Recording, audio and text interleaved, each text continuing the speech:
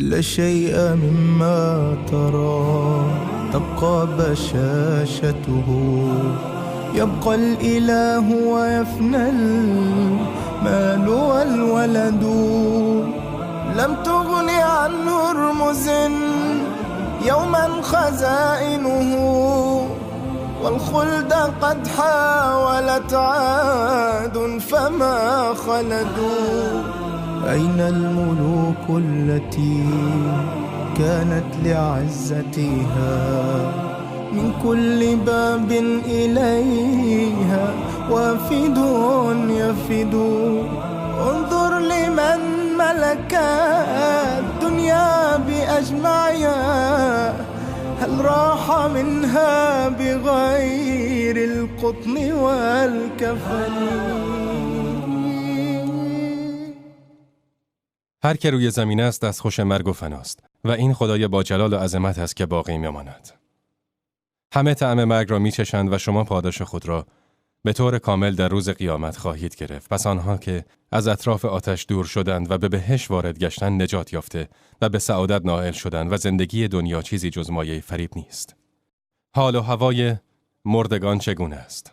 در احکام مختلف غسل و کفن و نماز میت بارها صحبت کردیم. ولی هنوز مسائلی مربوط به شخص متوفی بعد از مرگش وجود دارد. غسل میت را ذکر کردیم. همه مردگان غسل می شوند، حتی آنهایی که با غرق شدن در آب فوت شده باشند. آنها نیز می بایست غسل شوند. زیرا غسل کردن تنها از بین بردن نجاست و یا تمیزی نیست، بلکه عبادتی است برای تقرب به خدا.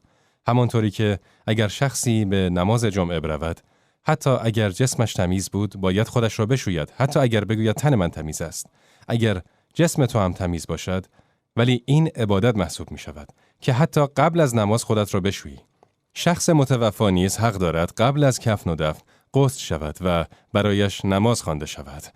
اگر از نماز جا بمانید، ما قبلا در مورد نماز میت بسیار صحبت کردیم و به آن پرداختیم که باید تکبیر گفته شود. یعنی باید بگوییم که الله اکبر، تکبیر اولش سوره فاتحه را کامل بخوانید، الله اکبر، اللهم صل علی محمد و آل محمد و الی آخر و الله اکبر. پس از آن برای مرده دعا کنید. بعد از گفتن الله اکبر به سمت راست سلام کنید. این نماز میت است. اگر بخواهید تکبیرات بیشتری بگویید، یعنی بگویید الله اکبر، الحمدلله رب العالمین الرحمن الرحیم، سوره فاتحه را بخوانید، الله اکبر، اللهم صل علی محمد و آل محمد و الی آخر و الله اکبر، اللهم اغفر له وارحمه و عافیه. و برای میت دعا کنید و تکبیر بگویید و به راست سلام نکنید و بلکه دوباره برای میت دعا کنید و بعد از الله اکبر پنجم سلام کنید. می توانید 5 تکبیر بخوانید، ولی در اصل 4 تکبیر است که رسول الله همیشه برای متوفیان می‌خواند. پس 5 تکبیر، 6 یا 7 یا 8 و یا 9 تکبیر بخوانید قابل قبول است.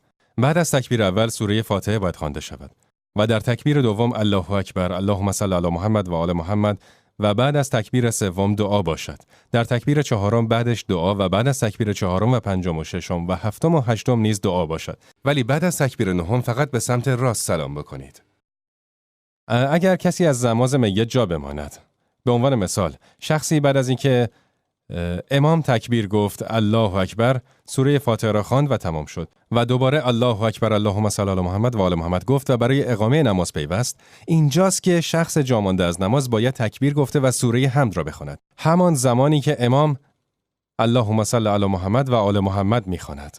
بعد اینکه امام الله اکبر گفت، او در تکبیر سوم است و برای متوفی دعا می‌خواند، ولی چون آن شخص در تکبیر دوم است باید اللهم صل علی محمد و آل محمد بخواند. بعد امام الله اکبر گفته و سلام میگوید، زیرا که در تکبیر چهارم است. ولی آن شخص به این دلیل که در تکبیر سوم است بایستی دعای کوچکی برای متوفی بخواند، مثلا بگوید اللهم اغفر له و الله اکبر و سلام بخواند. اگر 1 یا 2 تکبیر جا ماندی، این تکبیرها را به سرعت انجام بده قبل از اینکه جنازه را بلند کنند و اگر جنازه را بلند کردند و آخر نماز تو بود اشکالی نخواهد داشت اگر شخصی از نماز میت جا مانده باشد.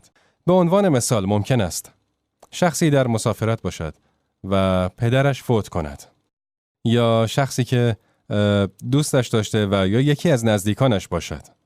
اگر آن شخص دوست داشته باشد که برای متوفی نماز میت بخواند، میتواند بعد از دفن نیز برایش نماز میت را بخواند. روزی رسول الله صلی الله علیه و آله و سلم با صحابه در مسجد نشسته بودند. در آنجا زن سیاه‌پوستی در رفت آمد بود، یعنی به درون مسجد نگاه میکرد و اگر چیزی بر زمین میدید میآمد و برمی‌داشت و به بیرون از مسجد میبرد و آنجا را نظافت میکرد. رسول اکرم صلی الله علیه و آله و سلم کار آن زن را بسیار دوست داشت و ایشان نیز بر تمیز کردن مسجد بسیار تأکید داشتند. مدتی گذشت، پیامبر او را ندید. یکی دو روز گذشته بود که ایشان او را در مسجد ندیده بودند. از اصحابش پرسیدند که آن زن سیاه‌پوست که مسجد را نظافت میکرد کجاست؟ گفتند رسول الله فوت کرده است. پرسید فوت کرده؟ چرا مرا خبر نکردید؟ من امام مسجد هستم که برای متوفیان نماز میخوانم. چگونه این زن فوت کرد و مرا با خبر نکردید؟ چرا خبرم نکردید؟ گفتند ای رسول الله او در شب فوت کرد. ما نمیخواستیم مزاحمتان بشویم. در شب فوت کرد و کراهت داشتیم از اینکه شما را در آن وقت شب بیدار کنیم تا برایش نماز بخوانید. پس خودمان برایش نماز خواندیم. صحابه از روی محبتشان نسبت به نبی اکرم این کار را کردند. پیامبر اکرم فرمود خیر. صحابیان گفتند ما دیگر دفنش کردیم. ایشان گفتند خیر، قبرش را نشانم دهید. ایشان را بر سر قبر زن بردند. با اینکه آن زن دفن شده بود، پیامبر برایش نماز خواند. رسول اکرم چهرهش را رو به قبله کرد و در حالی که قبر آن زن میان ایشان و قبله بود تکبیر گفت. الله اکبر. الحمد لله رب العالمین الرحمن الرحیم. الله اکبر. اللهم صل علی الله اکبر. اللهم اغفر لها وارحمها. الله اکبر. السلام علیکم و رحمت الله و برکاته. رسول اکرم برایش نماز خواند در حالی که او در قبر بود. ولی این کلام ای برادران و خواهران فقط برای شخصی قابل قبول است که نماز میت نخوانده باشد. اما اگر نماز میت را در مسجد بخوانی و دوباره بر سر قبر متوفی نماز بخوانی، این معنایی نخواهد داشت. و همچنین شخصی هر روز به مقبره ها برود و برای قبرها نماز بخواند، این معنایی ندارد. خیر، صحابیون هیچ وقت این کار را انجام نمیدادند. آن چیزی که نبی اکرم انجام داد برای زنی بود که او و عمل نیکش را به خوبی میشناخت و در تکریم عملش برایش نماز خواند. بعد از اینکه برای آن زن نماز خواند فرمود این قبرها پر از ظلمت و تاریکی است. خداوند است که با نماز خواندن ما به آنها روشنایی میبخشد. خداوند است که با نماز خواندن ما به آنها روشنایی میبخشد. این نشانه‌ای بود برای شخصی که از نمازش جا مانده باشد. نمازش را بخواند. بعضی از علما میگویند تا 1 ماه و بعضی دیگر محدود کردند به چند ماه. ولی مقصود این است که اگر شخصی فوت کرد و قادر نبودی برایش نماز بخوانی، اشکالی ندارد، میتوانی بر سر مزارش نماز بخوانی. نماز میت غایب. من یک مدتی پیش در مسجدی بودم و نماز ظهر را خواندم. در یکی از کشورها بودم که نماز ظهر را خوانده بودیم و تمام شد. امام آنجا بلند شد و گفت نماز غایب برای اموات مسلمین. آیا این مجاز است که برایش نماز بخواند؟ آیا نماز غایب مجاز است یا خیر؟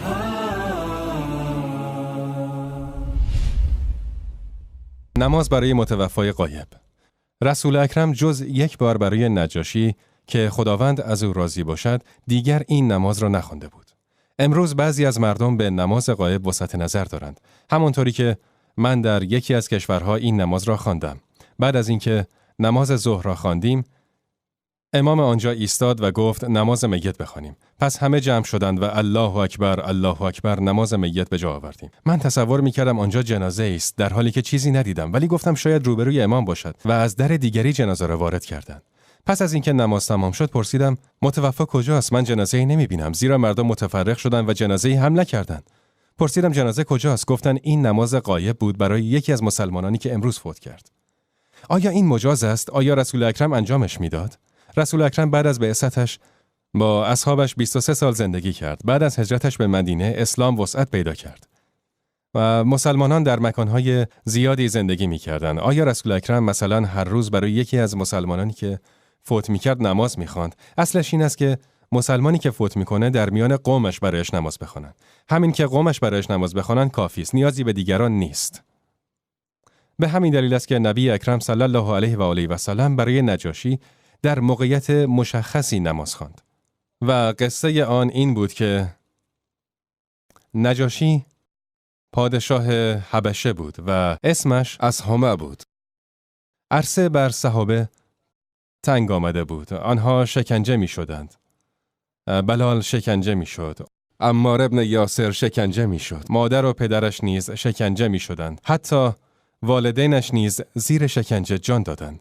خباب نیز شکنجه میشد. مجموعه زیادی از صحابه از چپ و راست شکنجه میشدند. گفتن ای رسول خدا جایی پیدا کن که ما به آنجا مهاجرت کنیم.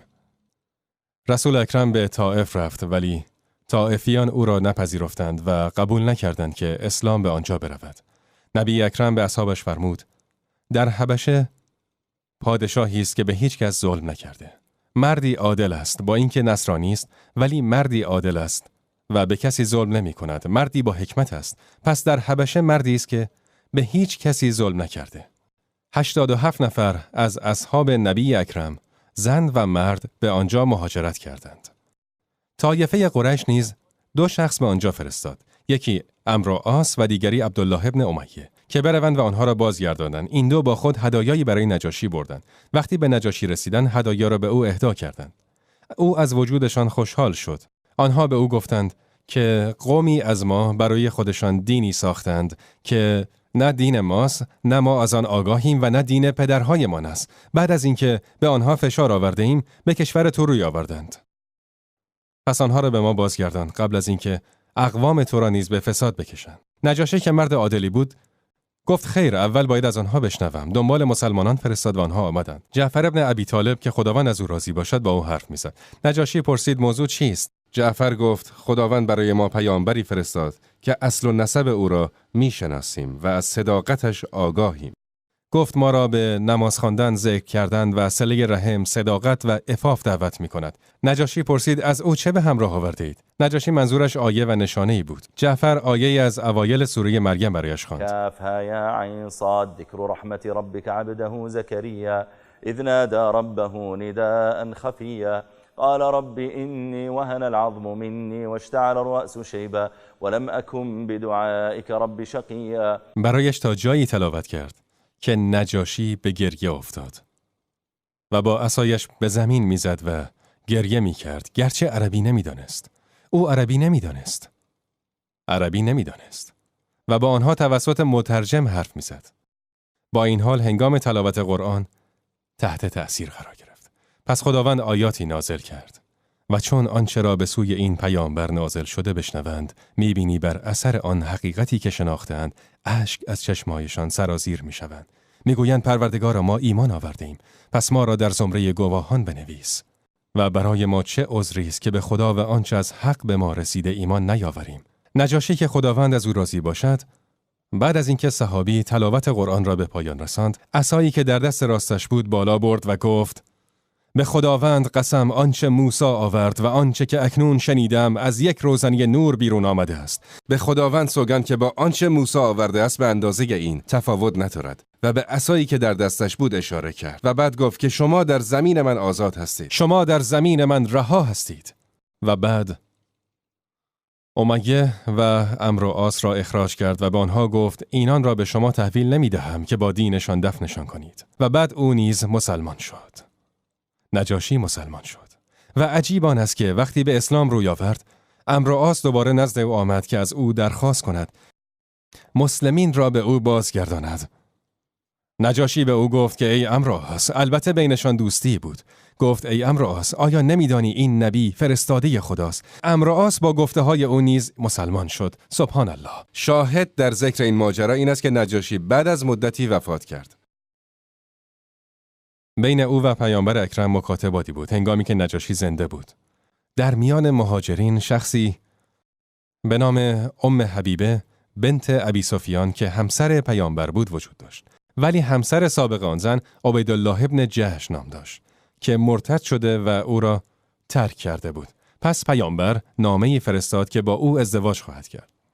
پس پیامبر از نجاشی تقاضا کرد که به نیابت از او به خواستگاری برود. نجاشی مهریه ازدواج را برای آن زن مهیا کرد و به او گفت که این مهریه از طرف نبی اکرم صلی الله علیه و آله و سلم و برای توست.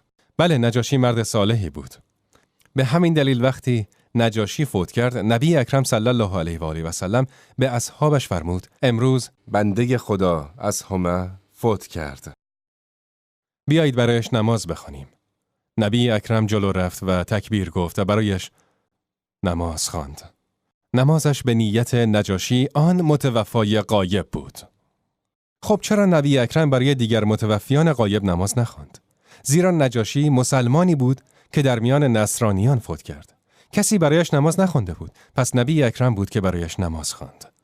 ولی اگر مسلمانی در میان مسلمانان دیگر فوت کرد و کسانی باشند که برایش نماز بخوانند و امور مربوط به میت را انجام دهند، پس جایز نیست که مسلمانان دیگر برایش نماز غایب بخوانند. اینها همه مواردی بود مرتبط با نماز غایب. وقتی فردی فوت می کند، خویشاوندانش تمایل به عزاداری و ماتم دارند.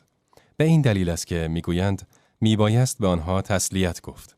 مستحب نیست که خانواده متوفا در خانهشان را به روی مردم باز کنند و به استقبال آنها بیایند. برای آنها چنین کاری واجب نیست. درستش این است که اگر خانواده متوفا را در مسجدی دیدید یا در بازار یا در مکانی دیگر دیدید، به آنها تسلیت بگویید. بعضی از عالمان میگویند خوب است که خانواده متوفا در خانهشان را به روی مردم باز کنند تا مردم با اشتیاق با آنها همدردی کرده و تسلیت بگویند.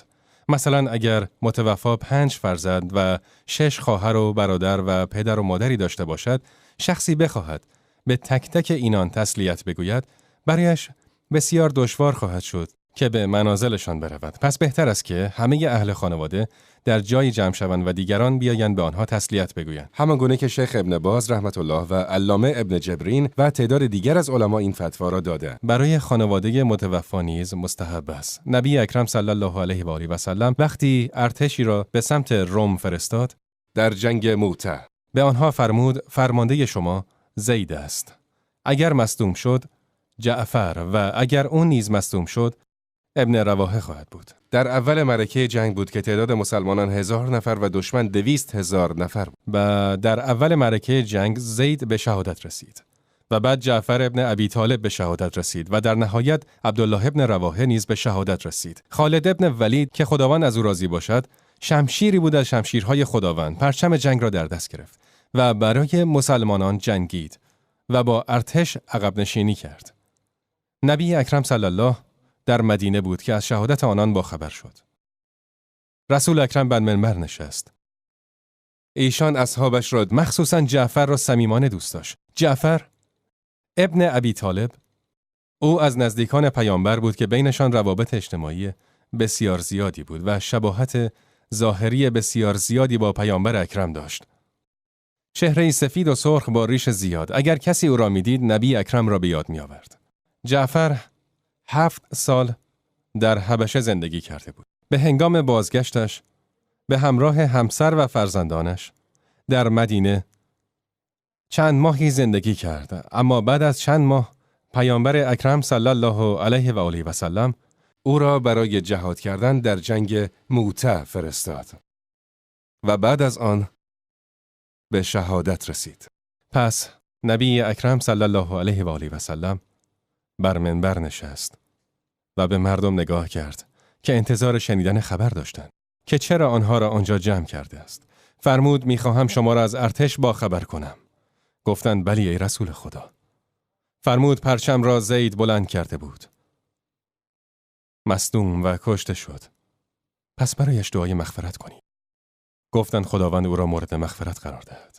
ایشان فرمود بعد پرچم را جعفر بلند کرد. او نیز مصدوم و کشته شد. پس برایش دعای مغفرت کنید.